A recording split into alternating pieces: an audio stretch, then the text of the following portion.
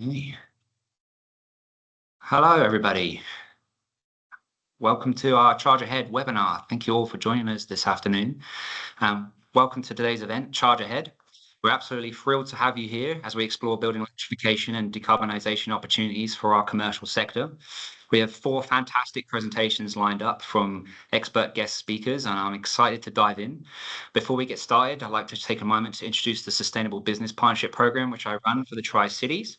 This program is a regional extension of the Colorado Green Business Network, and it serves the cities of Englewood, Littleton, and Sheridan. This program offers free technical assistance and statewide recognition opportunities to help businesses improve sustainability and gain visibility for their efforts. And throughout the year, we host workshops like this one today, covering a range of different topics to do with sustainability, and it's designed to provide education and resources to help you do business for a better world. I'll share some links in the chat where you can learn more to register for the program a little bit later on, if it's something you'd like to explore further. And this is a completely free program as well. Before we hand things over to our first speaker today, I'd like to point out a couple of features available for today's webinar. When you joined, you may have noticed a pop-up that Spanish interpretation is available today, as well as closed captions for anyone who prefers to read along. If you need help accessing either of those options, please let us know in the chat, and someone from the City team will be able to assist you. And I'll also post some instructions here in just a second in the chat too. We know that you probably have lots of questions for our speakers, and to make the most of our time, we'll have all 4 presentations first, followed by a dedicated Q&A session at the end. Please type your questions into the Q&A tab on the top ribbon of the Microsoft Teams meeting, and we'll do our best to get through as many of those as possible before the meeting ends. And speakers, if you do see a question you'd like to answer in writing before the Q&A begins, feel free to do so. And so, without further ado, it's my absolute pleasure to introduce our first speaker, John Bartlett, the advisor with the policy team at the Colorado Energy Office. Thank you, John. If you'd like to share your screen. Yeah, let me pull that up.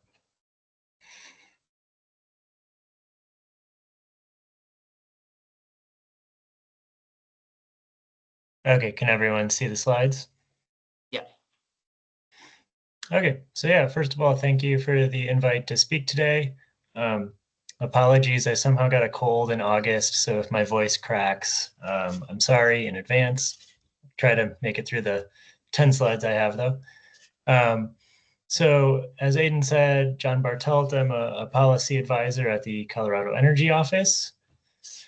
If you're not familiar with the Energy Office, just briefly, our mission is to reduce greenhouse gas emissions and consumer energy costs by advancing clean energy, energy efficiency, and zero emission vehicles to benefit all Coloradans. And the overall vision is to provide a prosperous, clean energy future for Colorado. And so with that, I'll dive right into my slides for this event. So I'm going to highlight several Energy Office programs that are most applicable to building electrification in the commercial or industrial business sectors. Note that the Energy Office has many other programs too. So we have a lot of programs for residential, single-family homes or small apartments, advancing heat pumps, doing weatherization. We also have a lot of transportation electrification programs, so chargers for multifamily buildings or vehicle exchange programs. I'm not going to be talking about a lot of those, residential ones or even EV programs, but I'll give you the link to our website and you can certainly look those up after this event. Okay, so the first program I want to highlight is called the CPACE program. So this is the Commercial Property Assessed Clean Energy Program. It's primarily a financing tool for owners of commercial, industrial, multifamily, or agricultural properties. And so what CPACE does is it allows the property owner to make a clean energy or energy efficiency or water efficiency improvement to their building and finance the cost of that improvement such that the savings from the improvement can pay for that over time rather than having to pay for the upgrade all up front. So there's pretty long-term financing available with this program up to 20 years. And you can even, for many projects, finance up to 100% of the cost of the upgrade. So you pay essentially nothing down at the beginning and then just use those savings to pay for it over time. So example projects that you could use are, upgrade a heating or cooling system to something that's more efficient, upgrade systems to reduce water usage. You can even do energy audits. So it's pretty broad. And this program is currently open. You can apply for your projects currently, and I expect it to be open for the foreseeable future. Next, we have the State of Colorado Heat Pump Tax Credit. So this is a tax credit that's available for installing HVAC heat pumps or water heating heat pumps in pretty much any building. So it's residential and non-residential. So it could be a business in a strip mall. It could be a municipal building, pretty much any building that's conditioned. Just the one tricky thing about this program is the contractor that installs the heat pump applies for the tax credit. So you as a business owner would not be getting the tax credit. What you get is the contractor must pass a third of the tax credit to you at the time of the heat pump install as an upfront discount. So if you install a heat pump on your building, the contractor that does it for you will give you an upfront discount equal to at least a third of the tax credit. And then at the end of the year, they will apply for the tax credit and receive that. And so to get this, you just need to have a qualified contractor install a heat pump that meets all of the specifications. And the link at the bottom will explain all of the specifications and go through the tax credit amounts. This program's open, and the statute that put it in place says it should stay through 2033. We'll just need to keep up to date on what happens with the current state budget deficit. Theoretically, some tax credit values could be decreased, but we just don't know what'll happen. Next, we have the geothermal energy tax credit. This is another state of Colorado tax credit. The primary difference between this one and the heat pump tax credit is this is merit-based. And so what I mean by that is you would have to submit an application that says, I'm planning to do project X and its cost is Y. And then the energy office has a program manager and staff that evaluates all of the applications and only grants tax credits to the certain projects that it deems most meritorious. And so different than the heat pump tax credit, where if you just get a heat pump installed that meets the qualifications, you automatically get the tax credit. This one, you apply first and see if you get it. The types of projects that would be most applicable to businesses are doing what's called a thermal energy network install. And so that's where you drill boreholes and put pipes and working fluid in the ground, and then use that energy network to heat and cool your building. So you don't have to install a geothermal power plant or anything. It's more using a thermal energy network to heat and cool. The tax credit typically funds 30% of projects, and you can get up to $5 million per project. Typical things we see are conducting a feasibility study for large buildings like hospitals or downtown business centers that want to do a network with multiple buildings. And then we also see some applications for actually building the thermal network. So you can do studies or actually build it. Program's currently open. There's kind of two phases where we accept applications each year. So just keep an eye on those dates, which you can find on the link at the bottom of this page. Next, we have the State of Colorado Industrial Tax Credit. So this is another merit-based credit, just like the geothermal one. And this is offered to industrial facilities that are doing projects that will reduce their greenhouse gas emissions. So this could be a retrofit to an existing facility where you're changing from a gas-fired kiln to an electric fired kiln, or you're installing a waste heat recovery system, or even you're doing a feasibility study for putting carbon capture in your factory. So it's a pretty broad area of projects. They just all need to be connected to reducing greenhouse gas emissions. And so again, you would apply ahead of time before doing any work.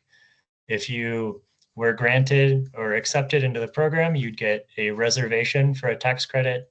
You would do your project, and then after you prove to us that you did everything that you said you were going to do, the tax credit would be released to you. And again, this can be up to about a third of the cost of your project, and it can be up to $8 million per project. So currently open, accepting applications twice a year, and more info at the link below. The last program I'm going to talk about today is still in development. So this one you cannot yet apply for. We hope it launches by the end of this year. But this is the Large Building Decarbonization Showcase Program.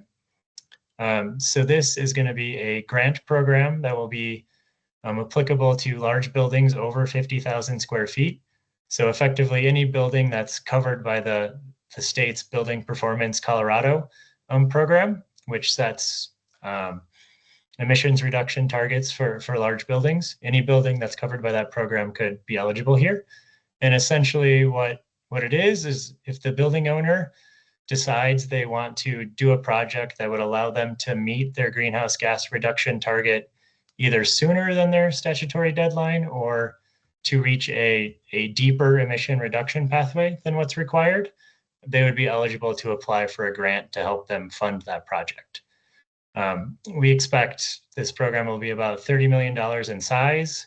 I don't have like a number of projects we hope to fund, but I would imagine it's, grants anywhere between $500,000 to a couple million in size, something like that. So keep an eye on this later this year or maybe early next year. It's hard to predict exactly when things will launch in the current environment. But this will be good if you are an owner or an operator of a large building and you're trying to exceed kind of the statutory requirements that you have in the coming years. Okay, and so with that, thank you for your attention. Feel free to email me if you have additional questions that we can't hit in the question and answer session. And like I said before, certainly go explore the Energy Office website. We have, at least 3 times the number of programs I talked about today. They just aren't all necessarily applicable to businesses. Okay, thank you. Awesome. Thank you so much, John. Wonderful presentation and fantastic to hear about some of the tax advantages and incentives programs going on from the Energy Office. Thank you so much for sharing that with the group. And as John mentioned, we do have the dedicated Q&A session after the last presenter today, where we'll be able to answer the questions that you leave in the chat if you joined us a little bit later. Now for our next exciting presentation, I'm pleased to welcome Steve Barr, who's the Mayor Pro Tem and the Chair of the City of Littleton. He's also the Chair of the Regional Building Decarbonization Technical Oversight Committee with the Denver Regional Council of Governments. Steve brings a unique perspective on regional collaboration and policy, and we're excited to hear from him today. So Steve, if you'd like to share your screen and take it away. Yeah, thanks, Aiden, and thanks everyone, and for all the stakeholders and service providers on the call today, because without your guys' input and collaboration, we couldn't make any of these programs possible, so appreciate you all. My screen coming through okay, Aiden? Yep, all good on my end. Excellent. All right. Well, Aiden already kind of took a little bit of that introduction, but like I said, or like he said, that I'm Mayor Pro Tem for the City of Littleton. I'm actually coming into the last couple of months of my term, but I didn't want to miss out on the opportunity to speak with you all a little bit about the Denver Regional Council of Governments Decarbonization Program, which was an award that DRCOG has recently earned. It's a $200 million EPA grant program. And so I'd like to tell you a little bit about some of the programs that are much more specific to kind of, or kind of more related to the kind of commercial sector and green businesses overall. So just as a quick reminder, DRCOG, Denver Regional Council of Governments, we are a consortium of counties and municipalities across the Front Range area. Here's our little map. But essentially our job goal in DRCOG, and for myself as a board member, has primarily up until this most recent year actually been as a metropolitan planning organization, primarily focused on transportation, planning, and other kinds of regional project planning revolving around transportation, housing, and now most recently environmental programs such as the decarbonization program. There's a lot of strength in how this community is organized, and we were a great fit for one of these awards. And so, like I said, $200 million EPA grant that was won in 2024 through 2029 implementation. The real kind of key focus is actually having kind of measurable, equitable goals around helping make a clean energy transition via heat pumps, but doing so on kind of a multifaceted front. So as you can see, here's our kind of budget breakdown of the program. And as John was saying earlier, not every program that's part of decarbonization DRCOG is going to be business or commercial focused. But as you can kind of see, there are some things in here that I really wanted to highlight that are particularly unique and would certainly be changing kind of the business landscape throughout the Front Range. I also just want to quickly shout out too that, I think none of this good work, whether it be coming from the Colorado Energy Office or friends at Excel or, in DRCOG, this can't be done without a fantastic team of people behind it. You need people kind of going out there, pounding the pavement and connecting with folks to get them up to speed on some of these new programs, new technologies, workforce training, what have you. So I just want to shout out what a fantastic team this is. Beyond just an excuse for a ridiculous picture of a heat pump Halloween costume, I do want to highlight the fact that this program specifically is trying to focus on low-income households in particular, and getting heat pumps actually installed. This was a pretty core part of the decarbonization program. And while there are, a huge portion of the funding and staffing is revolving around the tax credits, as well as like getting heat pumps into homes for those most in need and least likely to afford it. I do want to say that the equity piece of this and the innovation piece as well is a really kind of key highlight for the program as a whole. And these are the goals that we hope to achieve by the end of 2029. 1.6 million people reached. But I just want to focus here real quickly because this will kind of tee up the next section of my conversation, that we're looking at getting 59 jurisdictions across the Front Range involved in this in some policymaking way. This is kind of particularly where I'm having a lot of conversations, not only with my own municipality, but our neighboring municipalities as well. And really getting 4,800 workers trained. And I don't think any program you're going to hear about today can be accomplished either without folks working at that policy level or the workforce that goes into supporting the actual nuts and bolts, quite literally, of getting new technologies into place, retrofitting old buildings, and improving the physical environment in which we live. So that is what I'm going to talk a bit about today, is the workforce and industrial development programs, because I think, the future of our Front Range communities and Colorado in general, I think we have invested a lot as municipalities, as education sectors, at looking at other pathways to high-skilled, great-paying jobs, and honestly in sectors that we as a Front Range community desperately need. I think Colorado and a lot of our public school systems have been doing a great job at this. Our workforce development centers have been doing a great job at this. And now the decarbonization DRCOG program is now adding kind of a new element to that. And, at the end, this is also going to be going to not just supporting the workers themselves or the students that are kind of moving into it, or folks kind of transitioning from one career or profession to another, but this is ultimately going to be helping their businesses, which in turn are the enabling environment that go out and help yours.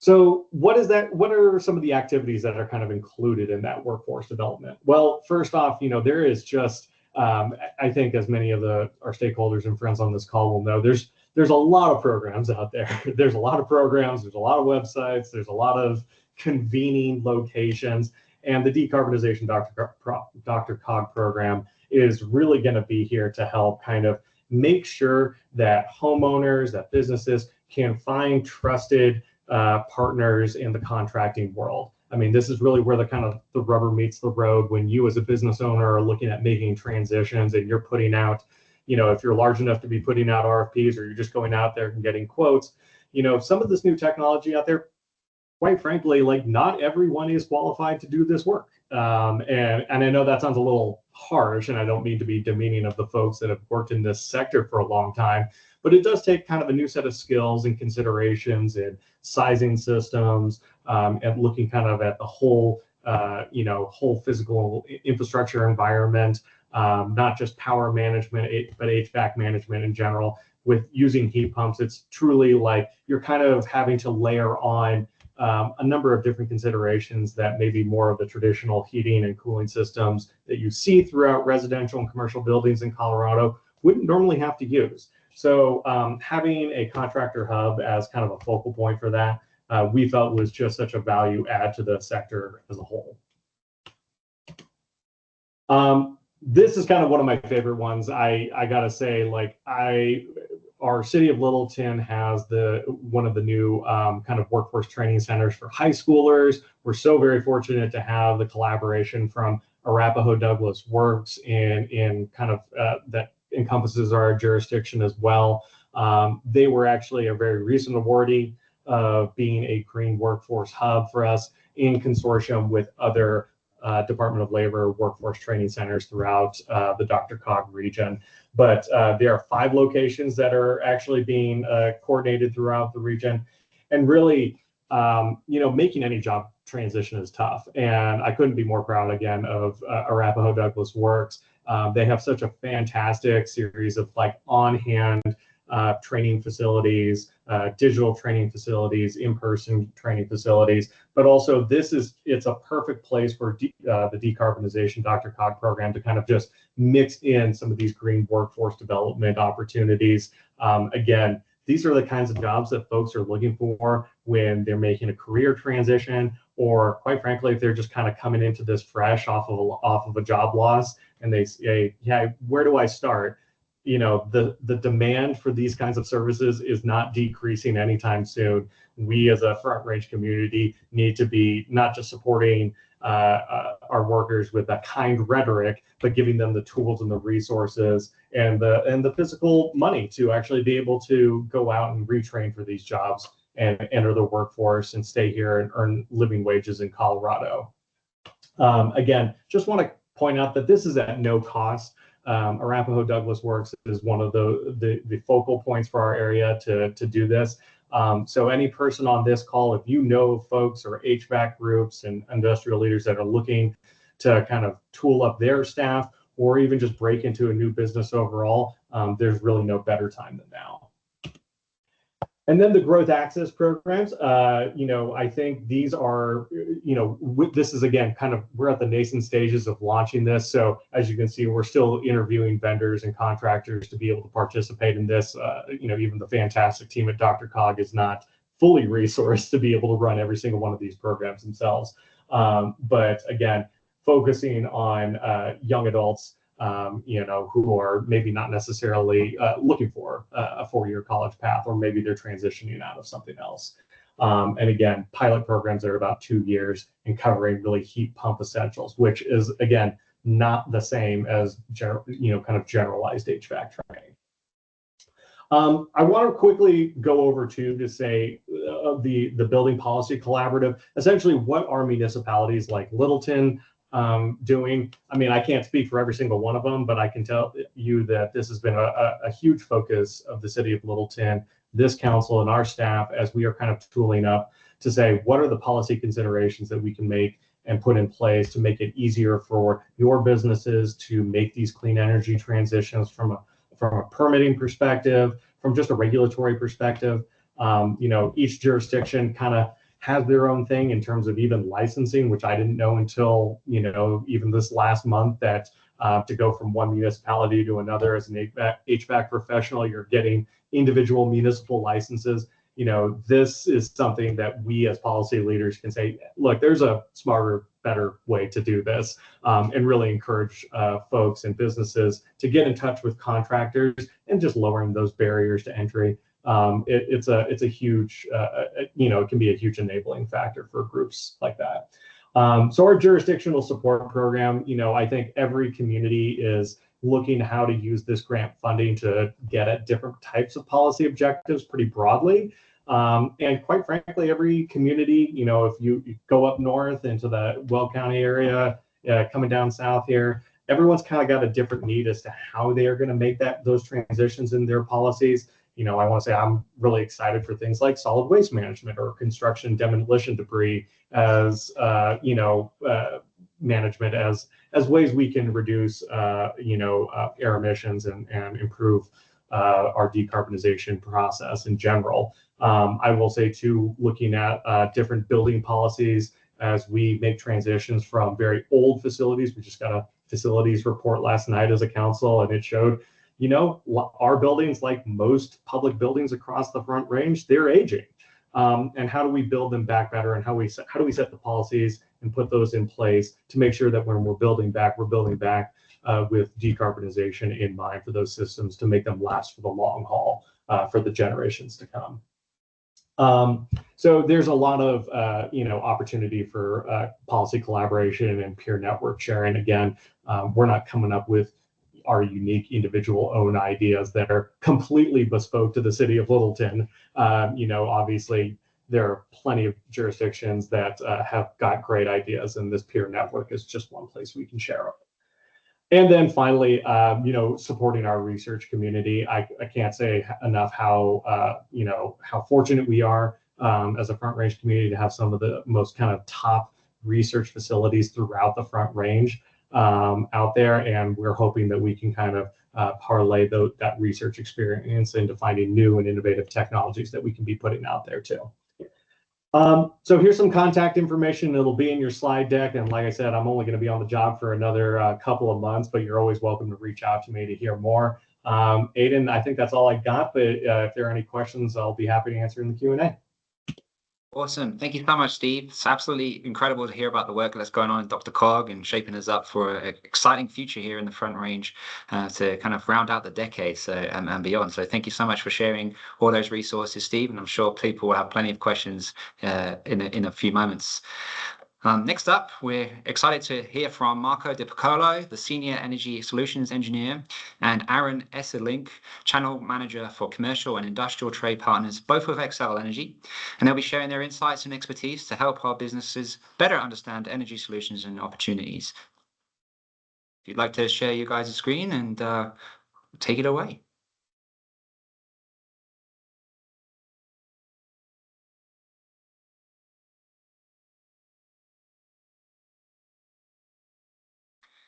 And just in case somebody, are you guys ready? I think so. Okay. Do you want me to share in? Yep, go ahead. Awesome. Hi, everybody. As Ian was saying, my name is Aaron Esselink. I'm a channel manager for our Colorado C&I Trade Partners. And today we're going to be going over our company goals, energy goals, and then also Marco is going to dig deeper into our clean heat plan and our incentives that are also offered throughout that as well.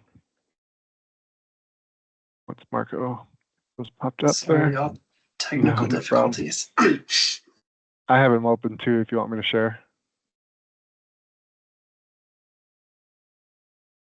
Yeah, Aaron, if you don't mind, please. Good.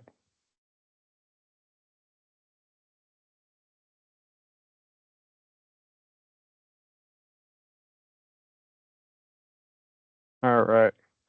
As a company, we have committed some 2050 goals on our energy goals that are going to be 100%.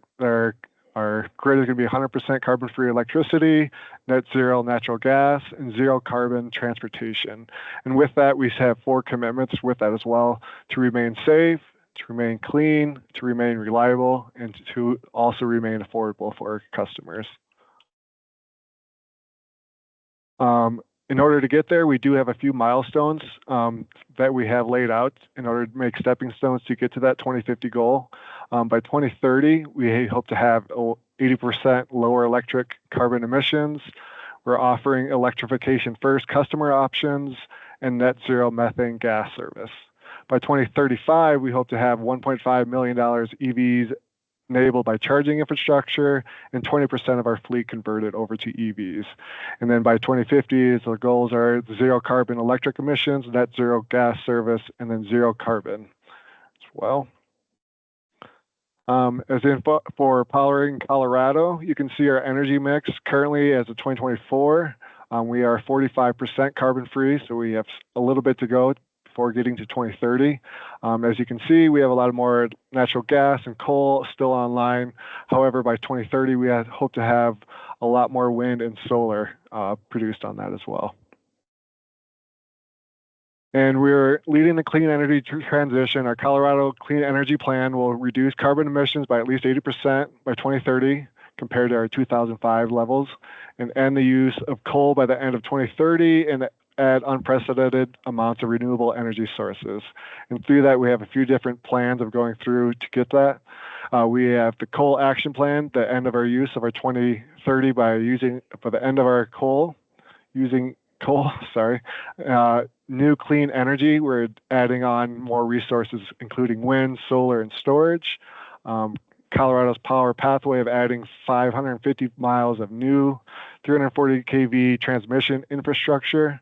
And then we also want to maintain reliability throughout that to our customers and make sure that we have firm dispatchable resources to support that transition.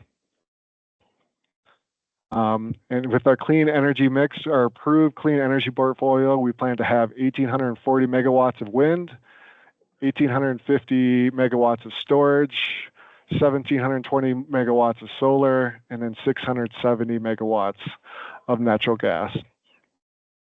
And just to compare Colorado Xcel Energy rates compared to the rest of the nation, as you can see, the national average is quite a bit higher. It's actually 37% higher than the rest of the nation compared. And then with Colorado electric providers, we still are the lowest with that as well. I'll pass it over to Marco. He's going to dig deeper into our clean heat plan and our incentives with that as well. Thanks, Aaron. Yeah, in 2023, we did file our clean heat plan to meet our Colorado statute. And this is a first of its kind in the nation to reduce our greenhouse gas emissions from our natural gas service. And this gives us ways that we're able to increase our incentives for decarbonizing technologies as a way to reach our net zero vision that Aaron already touched on. In the next slide, we'll kind of go into some of the strategies and some of the program design on how the clean heat plan works. So in vertical one, we've been able to enhance the rebates that we have had available through our existing DSM or demand side management programs, with the focus on these two key areas, which are beneficial electrification along with energy efficiency. So within this vertical, we've got our budget of $320 million over the next few years. In vertical two, it is more geographically specific non-pipe alternatives, as well as all electric construction. And these budgets we've got a budget of just over 70 million for this piece.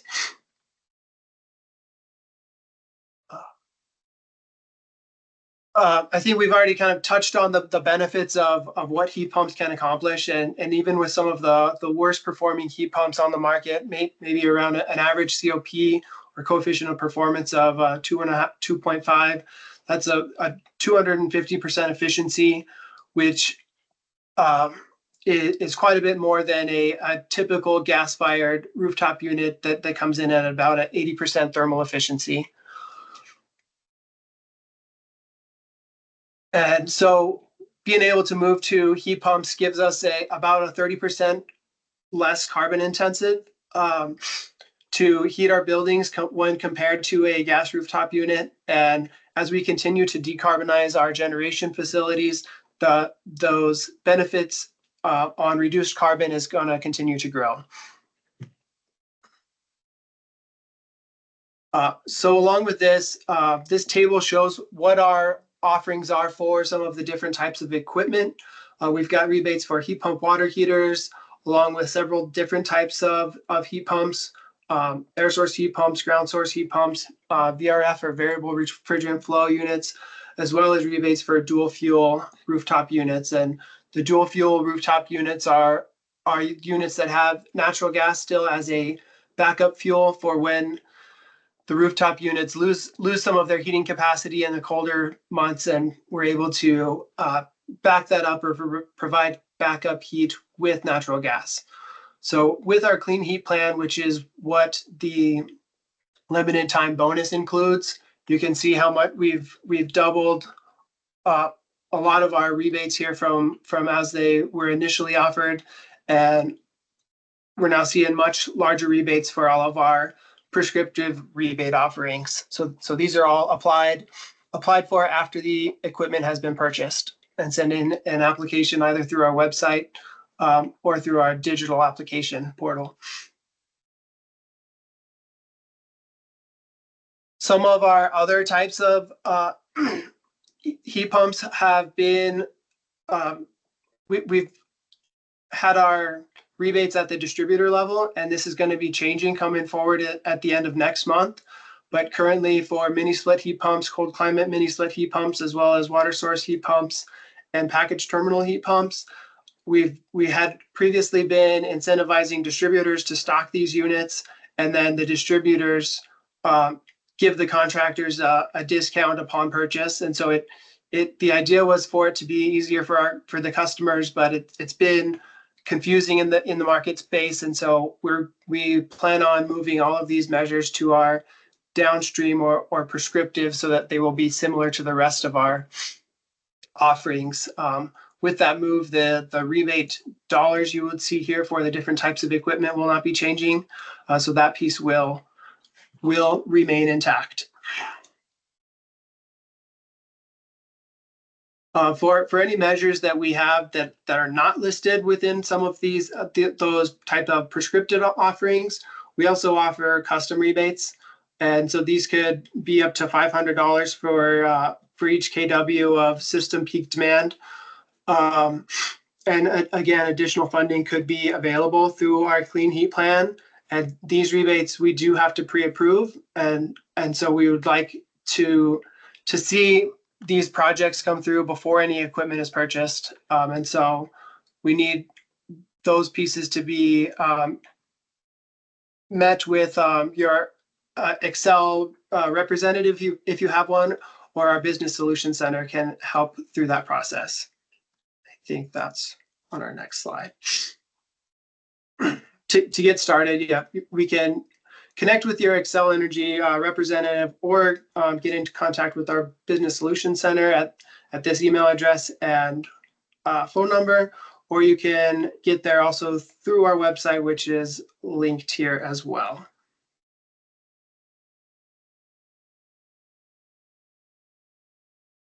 That's all we've got for today, and here's our names and where we're at.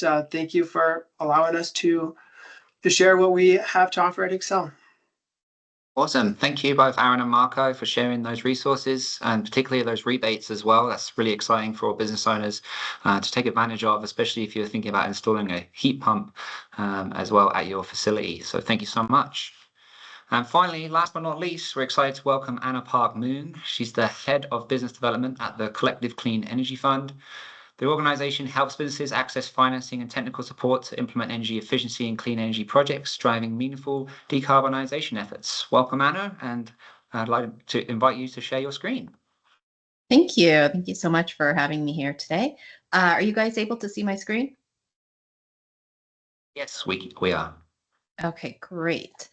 All right. So as mentioned, I'm Anna, and I head up business development for the Collective Clean Energy Fund, which is a mission-driven nonprofit investment fund providing capital for energy-related projects.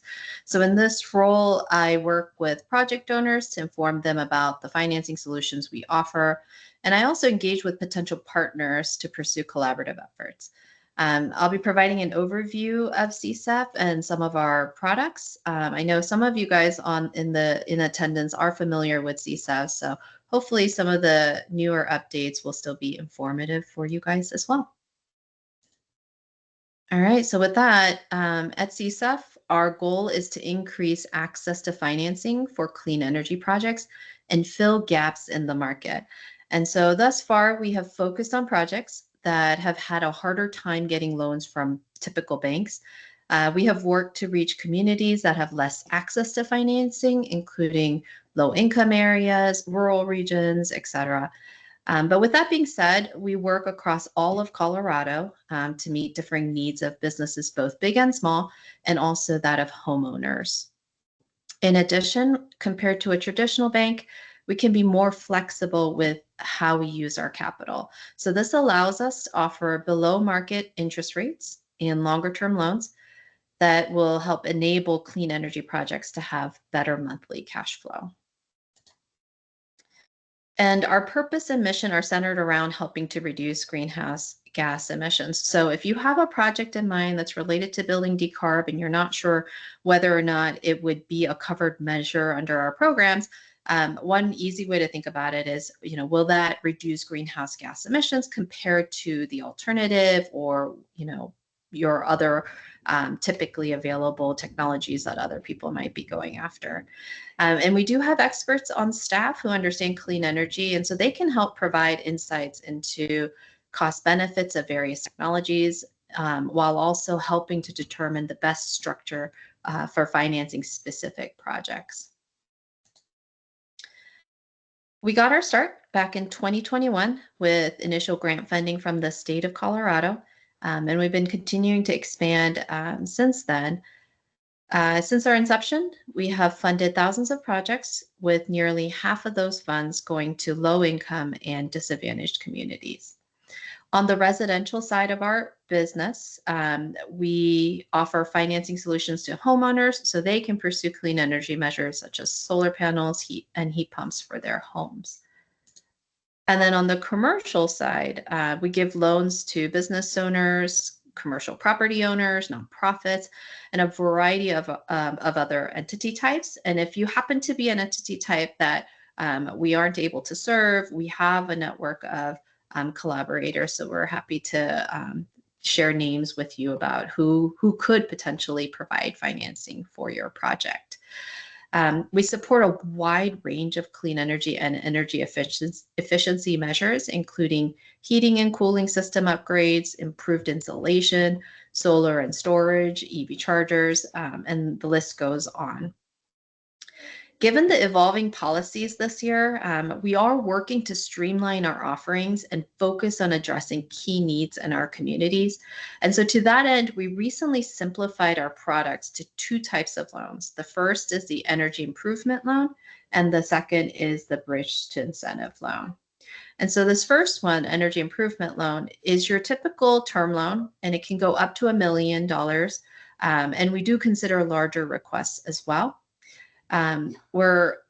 If for projects that are much larger, we are open to investing together with other lenders. And so in those cases, what will happen is we'll blend down the rate. So the other lender might be offering at market rate.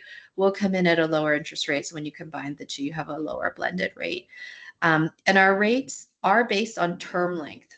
And they can go, the term length can go up to 15 years and potentially even longer. And right now we are offering fixed rates, though that is subject to change depending on market conditions. And an example of a project that utilized a term loan from CSAF is the All-In Hotel located in East Colfax in Denver. This was a building built in the 1950s and has 54 rooms. Its owners decided to renovate the building with energy efficiency measures using a $1.5 million loan from us. These funds help them to install heat pumps for heating and cooling, low water flow plumbing fixtures, well-insulated windows, and energy-efficient LED lighting. And I will say, for building decarb, if you haven't done LED lighting yet, I would highly recommend it. Really short payback, really easy to implement. And of course, heat pumps. We've been leaning more heavily into those just because we're seeing a lot of momentum building in the market and desire by property owners to install the higher efficiency heating and cooling. The second type of loan structure that we offer is the bridge to incentive loan. And this product bridges the time gap between the start of a project and when reimbursable incentives are paid out. So when you look at the different rebates and incentives, a lot of times they're paid out once the project is completed. And so the way this loan works is that once you receive an award letter and before you've started the project, you can assign the incentive to CSAF. And then we will provide you with the loan for the incentive amount. That way you have access to capital at the beginning of the project to buy your equipment and do all the other things that you need to do to get the project completed. And once the project is completed, the incentive gets paid directly to CSAF, which pays off the loan. And in the interim, you only have to pay interest. And the goal of this loan product is to increase access to these incentives to folks who don't have capital to pay for the projects upfront and wait for the reimbursement. In addition, more project owners may be able to qualify for a loan since the reassigned incentive can act as collateral. All right, so then for folks who are interested in financing solutions, the best thing to do is go to our website and submit a project intake form. And so this is not a loan application. It's just a simple form so that we can collect basic information about the project. That gets sent to our team, and then they'll reach out to schedule an intake meeting to discuss the details of your project and help figure out what kind of loan structure might be the right fit. And if you have a project and you have questions, here's my contact info. Feel free to reach out and I'm happy to set up a chat. Amazing. Thank you so much, Anna. And thank you to all our speakers today. There's been a ton of information there for our audience. And it's been so wonderful to bring all 4 organizations together on one call. So it's a testament to all you guys' hard work and the work that you're doing in our region here in the Front Range. So big thank you to all the presenters. Now we're going to transition to our Q&A segment. I see we've got a few already. I'd like to invite the presenters to return, I guess, to being on camera to be able to potentially field some of these questions. So I guess we can start off with the first one we've had in the chat from Olga here. It says, how can solar thermal technologies be added to this incentive program? I think that was posted during John's presentation. John, if you were able to answer that. Yeah, so I think the program that would be most applicable there is for CPACE. You would go to the CPACE website and you can become a registered contractor with the CPACE program. And then solar thermal, as long as it reduces the energy consumption of the building, could be included there. For the various tax credit programs, those are very specific to like geothermal or heat pumps, so we can't really add solar thermal into that. So yeah, I would check out CPACE first. Awesome. Thank you, John. I guess kind of a follow-up question I have for Excel and CEO specifically is these incentives, what we kind of see with working with businesses, that sometimes they get confused. Are these incentives able to stack like Excels and CEOs? Like, can you work together or is it one or the other? I can just speak for CEO quick. Yeah. Most of our programs are tax credits, so yeah, not rebates. So you can, I assume, get an Excel rebate and then the tax credits kind of in the back end. Yeah. We will have a residential rebate program launching the end of this year or maybe early next year. And I don't know that they've fully decided how that would stack with the residential Excel rebates, but I think Marco is going to jump in. So go ahead. Yeah. Yeah, thanks, John. All of our rebates are able to stack with any other rebates or tax incentives from other entities. Often we try to align our qualifying criteria, but they don't always qualify with some of the other groups. And so I think that is just something to pay attention to and make sure when you're selecting your equipment that it would match all of the qualifying criteria. Awesome. Thank you so much, Marco and John. Looks like our next comment got addressed by Steve already in the chat. Thank you, Steve. But we can go to our next question, which is, for Excel LNG, what is the procedure to add our solar thermal technology to the list of technologies eligible for incentives under the Clean Heat Plan? Yeah, thanks again, Olga, for this question. I did answer it in the chat, but like I said in there, like we don't exclude solar thermal technologies from the incentives, but they are just not part of our prescriptive offerings. It's not something that we see a lot of, and so part of going through the custom process is getting the ability to better understand the cost and the benefits of these systems. And so once we get some more of that information, then it could be something that we look at adding prescriptively for kind of those downstream rebates. But right now, that is something that we would evaluate on a case-by-case project-specific basis. Thank you, Marco. And so right now, if anybody's sitting on a question and wants to ask one of our presenters a question, now is the time to do so. Just post it in the chat or under the Q&A segment. We've still got some more time here. It looks like my screen is loading on additional questions, but we do have a question from one of our guests for Steve. Would incentives from Dr. Cog be for commercial and small buildings/businesses? No, the incentive structures that are set up through the decarbonization program are really are directed at residential. I think there's a lot of ancillary benefits that can come through that will ultimately impact the commercial sector, from specifically things like local policy or even statewide policy work. But no, the dollars and cents of it really lie in the other programs that we've covered here today. Awesome. Thank you so much, Steve. We've got another question here. What is the typical review and approval timeframe for the Excel custom rebate program? Our typical review could be anywhere between 3 to 4 weeks. We try to get them done sooner. We also, the more information that we can get ahead of time, it does speed up that process. But that's kind of what we shoot for. Fantastic. Thank you, Marco. And whilst we wait on a few other questions, we still have a few minutes left during the webinar. I'd just like to share some more information for those who potentially joined us late about the Colorado Green Business Network and some links in the chat. So if you are a Tri-Cities business, don't forget to check out the program. There's some links in the chat there. You can access some one-on-one technical assistance for your business totally free to see how you can do business for a better world, unlock cost savings opportunities, as well as be connected with grants and these programs that we've talked about today.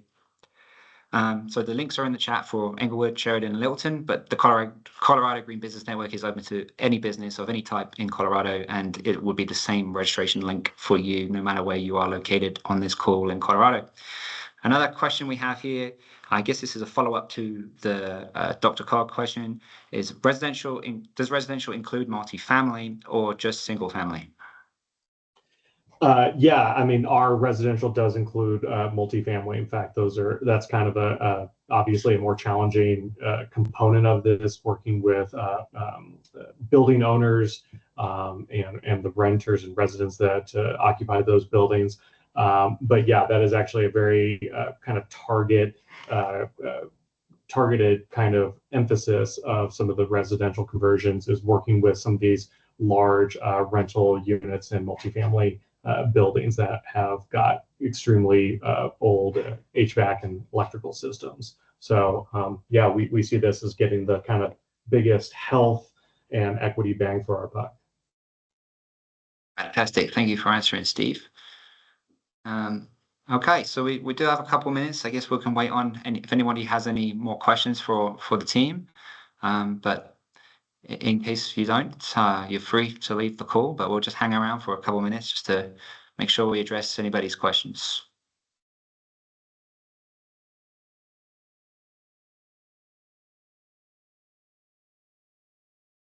I have one for the state energy office. Thank you everyone for being here. It's so appreciated. One thing I'm super excited about is, I feel like I'm going to butcher the name, but it's the like industrial fund that's coming out to help large buildings with beneficial electrification. I know that's not out yet, but what does that outreach plan look like for those larger businesses for when the funds are available? Yeah, is this the large building showcase program that you're asking about specifically? Yes, I believe so. Okay. Yeah, so the best thing you can do there is if you go to the slides after Aiden shares them. There's a link at the bottom. If you go to that webpage, you'll be able to find a way to sign up to receive updates. And that's going to be your best bet, just because we don't always have firm launch dates anymore, given that things are being frozen and the federal government's not always communicating with us. So definitely sign up for updates, and then as soon as they know more, they'll email that list, and that's how you'll find information. Amazing. Thank you so much, John. We have a follow-up question from Marco. Can you please expand on the multifamily low-income programs within the Clean Heat Plan for 2026? Yeah, thanks, Robert. The multifamily programs are run by our mass market, our residential team. So I will have to drop another contact because I'm not able to expand on that. But I can drop a contact name for you to get in touch with in the chat. Awesome. Thank you very much, Marco. Does anybody else have any other questions for our group? Oh, yes. So the presentation will be shared. If you registered for this webinar, we can share you the presentations, condense them all into one nice PDF. And then that also has all their contact information of our presenters today as well. To make it nice and easy for you to follow up with any questions that you don't want to ask online, and you can have a follow-up conversation with the presenters over email and so on and so forth. But yes, I think we might be out of questions. So I guess it's a great time to wrap up. And again, have a great big thank you to all the presenters, to John, Marco, Aaron, Anna, and Steve. What a fantastic job you've done this afternoon. And thank you so much for providing all this information for our business community here in Colorado. And just a final reminder, for those of you who are interested in free technical assistance for your business, you can join the Colorado Green Business Network. The link is in the chat there, and you'll be connected with somebody to be your sustainability coach completely free of charge. Thank you so much, everybody. You have a wonderful evening. Thank you.